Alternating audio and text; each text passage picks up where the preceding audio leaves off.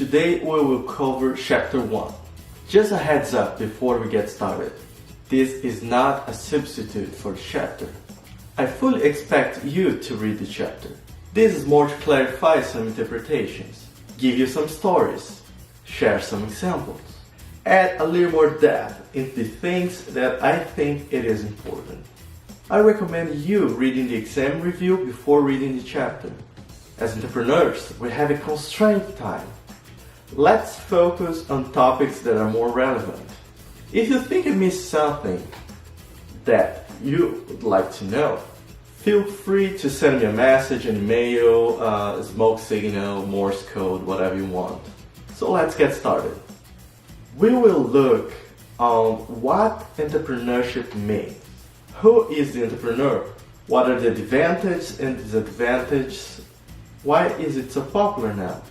So this one is in your textbook, so I will not be reading for you. I expect you to do that on your own, right? Next, we will talk about failure. Why do entrepreneurs fail? But also about avoiding failure. So let's get started.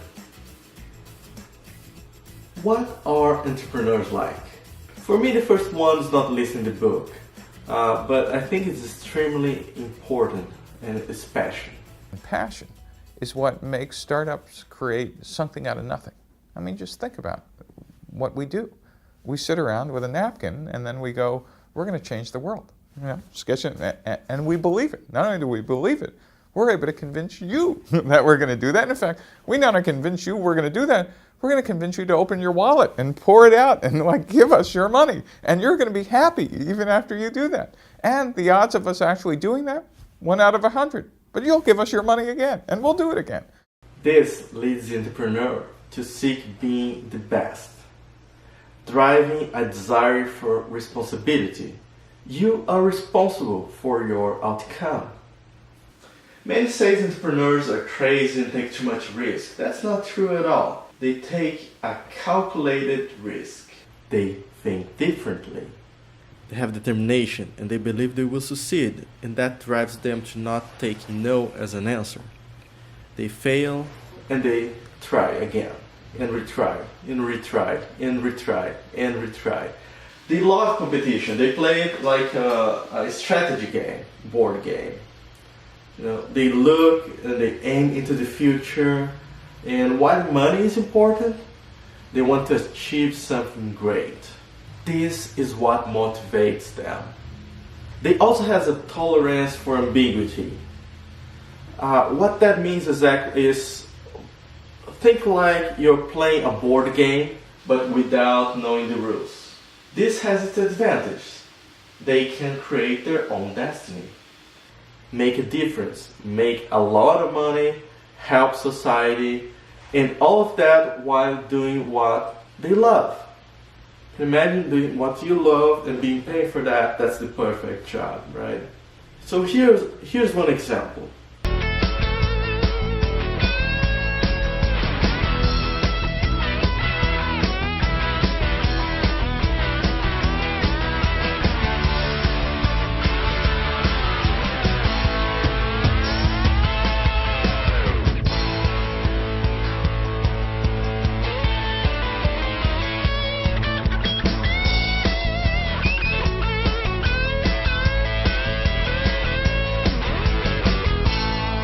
We had an idea and nobody wanted to do it. And that idea was to make super sustainable building products out of recycled paper. My wife one day just said, why don't you do it yourself? What do you mean? Just start your own company, do it yourself. You keep complaining that you can't get anybody else to do it for you. Do it yourself. And that was a very frightening thing. In the last 10 years, we've got products in all of North America and most of Europe. We've shipped container loads of material to the Middle East, Australia, Japan. We've been profitable since our first week in business, and that was over 10 years ago. Today we're going to go on a little tour around Washington, and we're going to take a look at some different products, ranging from my original product, skateboard ramp surfacing, to my final and most recent product, exterior building claddings.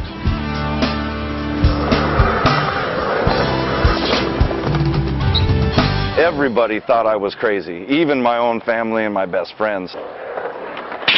Now you can't go to a skate park hardly anywhere in America. If it's not concrete, it's this. This original skateboard ramp product was really all I wanted to do when I started my company.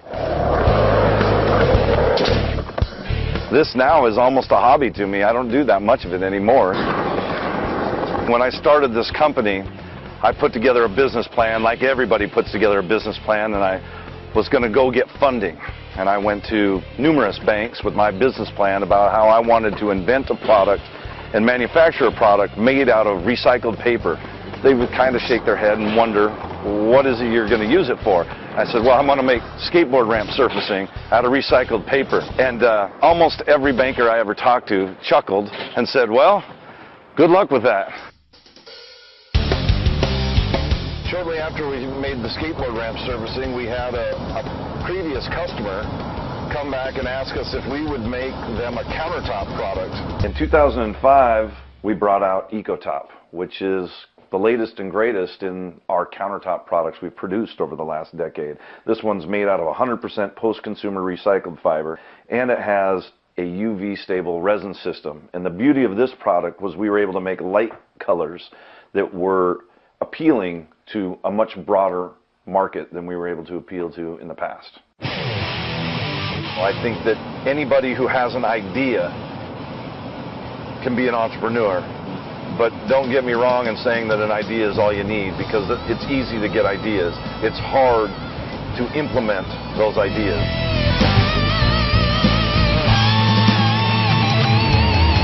The great part about being a small business is you're like a speedboat on the water. You're able to adjust extremely fast on the fly, where big corporations are like this ferry. It takes them an hour to turn this thing around. Marketing 101 told me that if you couldn't be number one in your marketplace, go create a new marketplace. For me, I knew I wasn't going to compete with DuPont and become the biggest countertop product in the world. I wanted to create a countertop product that was unique, that nobody else was making. I haven't actually been back here in 5 years. They were familiar with our skateboard ramp panels and asked us if we could make them a custom colored skateboard ramp panel. And my answer was, I have no idea. Do you want to be the guinea pig? And they said yes. When I first started out, nobody wanted to help me manufacture my product. So I had to buy my own factory and build it. I'm amazed at how good they look for our first attempt. And we've developed the product a lot farther along since. The way that I've always paid myself is I'm the last one paid. I pay all my vendors, I pay all my employees first, and whatever's left is what I pay myself with.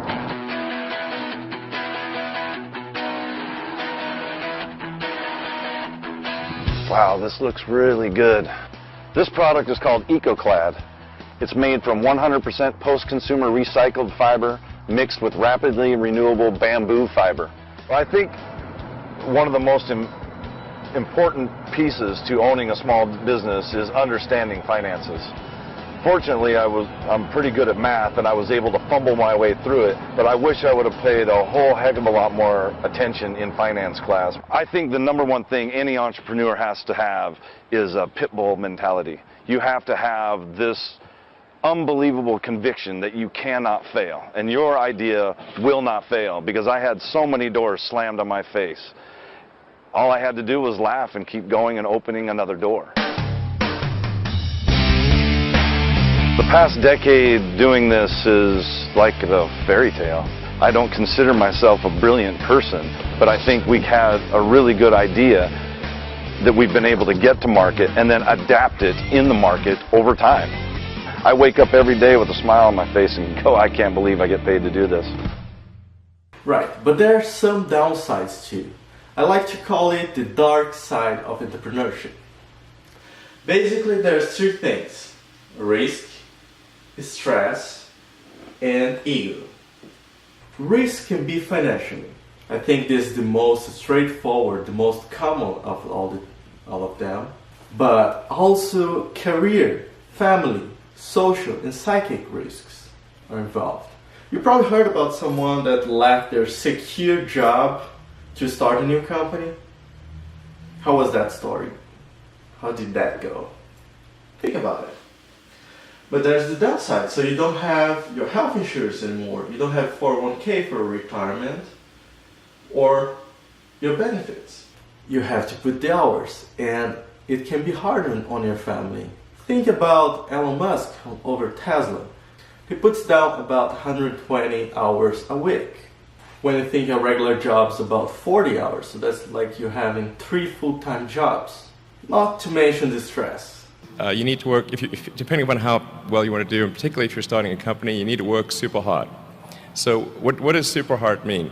Well, when my brother and I were starting our first company, instead of getting an apartment, we just rented a small office and we slept on the couch.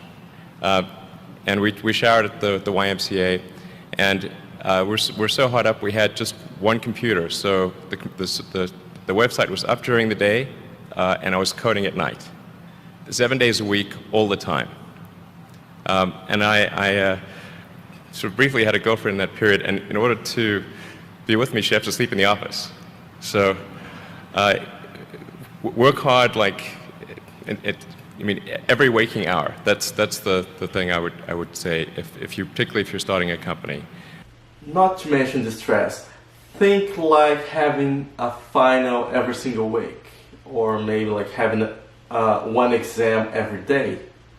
And of course, the entrepreneurial ego.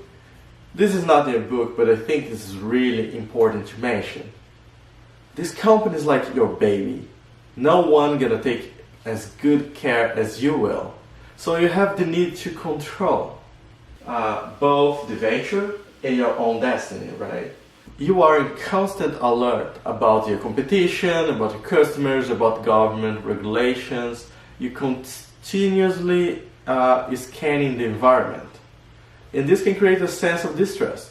And while this can be a driver for you, it also can blind you. Can lead to an unrealistic optimism. So yeah, can be bad, but also can be great. So why the new ventures fail? I will just mention some of them. There are more comprehensive lists in your book.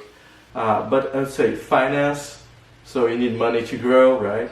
Or maybe just to pay the bills. Low sales caused by product design problems or inappropriate distribution strategy. Human resources, legal aspects, insurance, that are usually things that entrepreneurs don't think about until they need it. Okay, professor, so how do I avoid that? Know your business in depth. Build a viable business model. Test it. Retest it. Use the lean startup principles. So if you haven't read the book, The Lean Startup by Eric Ries, this book here, I highly recommend it. Go read it. Know when to pivot.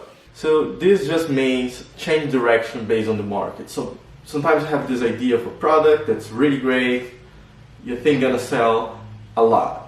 And then you put this product in the market, and then you find that the product is not selling very well, but you have a service attached to that product that's making a lot of money. So instead of becoming a product developer, you become a service that delivers a specific thing. So that's pivoting. Have a solid business plan. You're not a psychic, so I don't expect you to know the future, how it's gonna look 5 years from now, 10 years from now. But you need to have a direction. You need to be focused, hyper-focused where you want to achieve. Check out this video.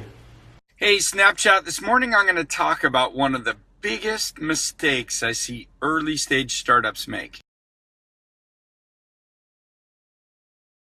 The reason this becomes such a problem from startup teams is that they're not clear on what their strategy actually is. When you're not clear on strategy, you chase all sorts of opportunities. When you want to think about some of our more successful consumer companies, for example, WhatsApp, Snapchat, in the last 5 years, they've been extremely focused. It's really hard to define strategy, so often early stage teams are just moving all over the place, chasing shiny objects. And especially when you read the press and you're constantly reading all the new announcements that companies are making, it's easy to look around and go do lots of things. Great startups are defined more by what they say no to than what they say yes to. What I like to see is a really narrowly focused execution and strategy.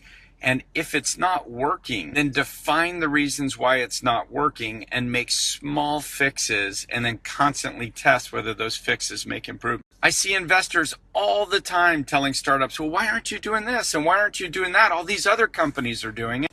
You need a strong vision. You need a sense of conviction. You need to stick with your plans and only expand it when you see things aren't working. If we listen to all the people around us who actually don't live in the company every day, who don't have the data every day, we'd be distracted like chasing shiny objects. So in summary, number one, force yourself to put a tight definition about what your strategy actually is. Make sure you're really clear on why you believe that strategy is going to cause you to be successful. Make sure you're answering the hard questions about why your product's going to be much better than anything else in the market, and be really clear why economically this is better to your users or your customers or your third-party contributors. It's okay to constantly challenge whether or not you think your strategy is still relevant or correct. What's not okay is to constantly move and change and add overall to your workload. So why I have not addressed a comprehensive list in the book, I think we have enough to start our first lecture. So go on and read chapter 1 and see you next week.